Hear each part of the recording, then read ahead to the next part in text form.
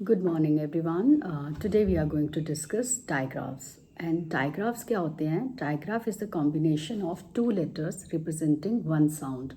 मतलब जब हम दो letters को मिलाकर मिलाते हैं और उससे कुछ नया ही शब्द बनता है, साउंड बनता है, उसको हम बोलते हैं digraphs. जैसे मैंने आपको बोला लेटर S, तो उसका क्या साउंड है?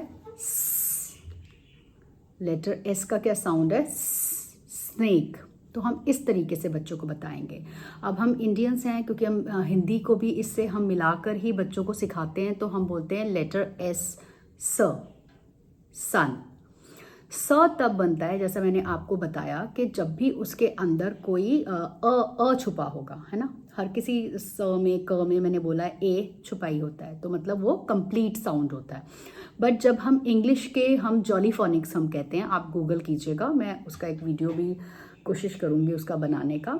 तो वो जो साउंड्स है, जॉलीफोनिक साउंड जो है बेसिकली, वो है without the vowel sound basically. जैसे कि मैंने बोला एन, तो न जो साउंड है वो अंग से अंगूर की जो न की जो बिंदी होती है ना, वो न पूरा साउंड तो नहीं है. मैंने आपको बोला है कैसे बोलना है अंग से अंगूर के लिए, वो आधा न कैसे बोलना है, ऐसे नोज पे रख के. तो हम ऐसे ही एन को भी हम ऐसे ही करते हैं. तो मतलब मेरा ये तरीका है ताकि बच्चे ऐसे बोलेंगे तब नहीं सीखेंगे. बट एन में अगर आई लग जाएगा, या एन में अगर ई लग जाएगा, एन में अगर ए लग जाएगा, तो हम उसको कंप्लीट साउंड न के साथ बोलते हैं. जैसे कि नेट, निब, ऐसे ही जैसे नरेश. तो ये सब क्या है, हमारे न तब बनेगा जब उनमें कुछ वॉवल साउंड बनाएंगे. बट जॉलीफोनिक्स क्या है, it's without the vowel sound. Like उनका एक्चुअल साउंड क्या है, वो आधा शॉर्ट साउंड होता है बेसिकली. तो एन का साउंड एंड एम का साउंड हम बोलते हैं. आप लिप्स को बंद करेंगे, एम. तो इसका बहुत एक इजी तरीका है, आप बच्चों को बोलने दे. एन नेस्ट, तो उसने बोला. M mango. तो आप देख रहे हैं कि ये विदाउट वॉवल साउंड के भी बच्चा इस साउंड को भी कर पाएगा. जैसे कि रैम्बो, रैम्बो. तो ये जो साउंड आया, जो बिंदी आई म की, या शॉर्ट साउंड एम आया, तो वो बच्चे ने इससे ही पहचान लिया कि हमने लिप्स क्लोज किया, तो वो एम का साउंड था, रैम्बो. Clear my point. इसके भी आगे वीडियोस बनाएंगे ताकि और भी अच्छे से हम लोगों को ये आ पाए. मेरे ना हर लेक्चर्स में कुछ ना कुछ नई चीज़ आई जाती है. मैं शुरुआत डायग्राफ से कर रही थी, बट ये चीज़ भी मैंने आप लोगों के साथ डिस्कस की है, क्योंकि जो वर्ड्स, जो लेटर्स आ रहे हैं, हम उनको किस तरीके से बोलना है और उससे रिलेटेड हम कैसे अपने बच्चों को एक्चुअली हम उनको समझा पाएंगे, ये चीज़ हम साथ के साथ करते जाएंगे तो हमारे लिए और बेहतर होगा. तो जैसे हम डायग्राफ्स की बात कर रहे थे, आंचल, जैसे मैंने प्रीवियस अपने वीडियो में आंचल की प्रोग्रेस आपको जब शेयर की थी कि कैसे अब उसने लिखना शुरू किया, तो हमने कर्व स्टार्ट किए थे. तो आज हम लेटर एस पर पहुंचे थे. तो एस का साउंड होता है, सन. तो उनकी बुक में क्या था, उनकी वर्कबुक में क्या था, एस, शिप. तो बच्चा कितना कंफ्यूज होगा.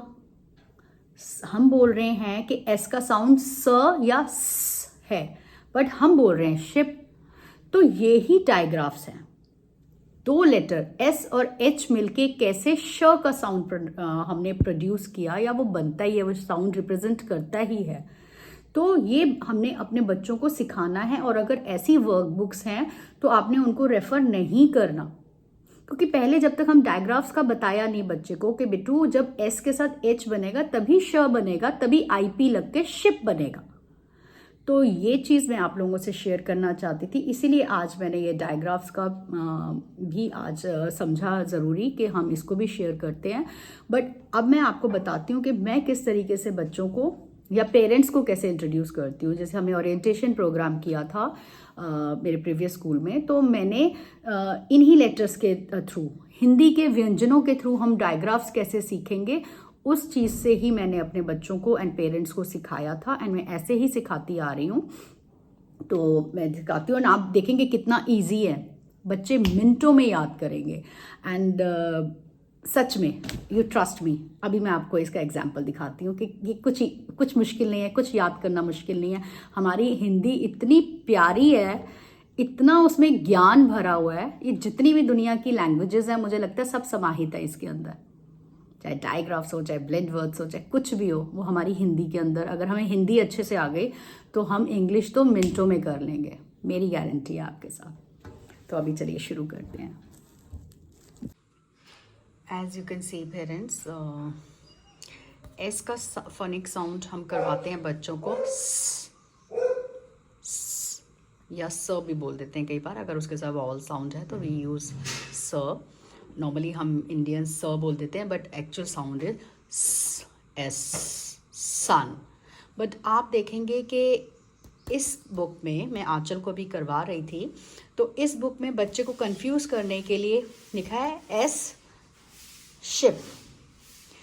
बच्चे को अभी हमने इंट्रोड्यूस नहीं कराया डायग्राफ्स, हमने इंट्रोड्यूस नहीं कराया कि कैसे टू लेटर्स का जब कॉम्बिनेशन होता है, combination of two letters representing one sound, तो ये एस और एच मिलके श बना। ये हमने अभी इंट्रोड्यूस नहीं कराया, डायग्राफ्स अभी इंट्रोड्यूस नहीं कराया। बट हमारी कुछ बुक्स जो हैं उनमें ये बच्चे को कन्फ्यूजन एक्चुअली क्रिएट करने का एक सबसे बड़ा साधन है। अभी यहाँ पर मुझे लगता है यहाँ पे सन की फ़ोटो होती या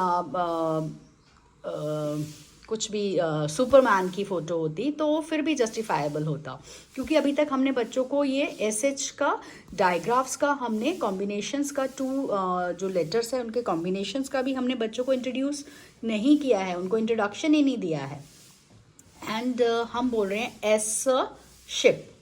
तो जैसा मैंने अपने प्रीवियस वीडियो, कल के वीडियो में बताया था, तो आज करवाते हुए, क्योंकि आंचल आज मेरे पास हैं, तो उनकी मैं बुक देख रही थी, उनकी वर्कबुक, तो उनमें ये था। एस का साउंड स ही होता है, बट ये जब दो लेटर्स मिलके, एस और एच मिलके श साउंड प्रोड्यूस करते हैं। ये आज मैं आपके लिए, सबके लिए एक डायग्राफ्स का ही एक अपना सेशन रखूँगी, जिसमें मैं इनके बारे में आपको बताऊंगी। एंड वो कितना आसान होगा हमारी हिंदी व्यंजन्स के साथ। तो आप देखेंगे अभी कितना आसान होगा ये सब हमारे हिंदी व्यंजन के साथ। सभी डायग्राफ्स हम कितना इजीली सीख पाएंगे। I will continue.